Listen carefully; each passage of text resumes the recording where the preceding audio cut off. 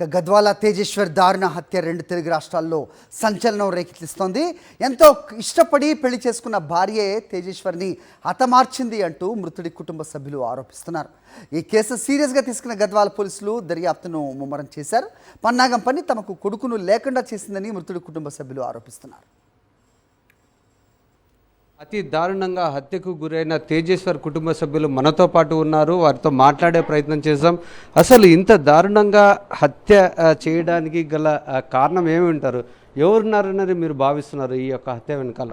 ఒక విషయం సార్, మాకు పగవాళ్ళు ఎవరు లేరు. ఏం సార్, మేము ఏదో ఒక సంబంధం దొరికింది, పాప అమ్మాయి బాగుందని చెప్పి నా పిల్లగాడు నచ్చిండు, తీసుకొచ్చి పెళ్లి చేసుకున్నాం. సరే కాలం గడుపుతూ పోయిన తర్వాత ఆమెని క్రిమినల్ మైండ్ ఉన్నది సార్.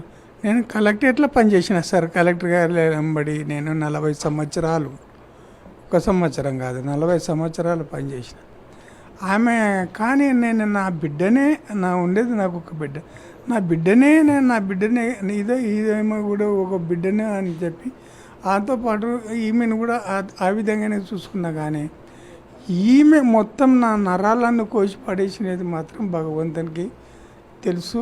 ఆయమ్మ వంట ఒకరోజు పప్పు అన్నం చేసిందంట, మా ఒళ్ళు తిన్నారు. ఆ పిల్ల బయటనే తెప్పించుకొని తింటున్నదంట. ఎందుకట్లా తినకున్నది? ఇంకా బయట కసూడ్చేది లేదు, ఏం వేసలేదు, రూమ్లోనే. ఈ పిల్లగా డ్యూటీ పోతే చాలు రూమ్లో.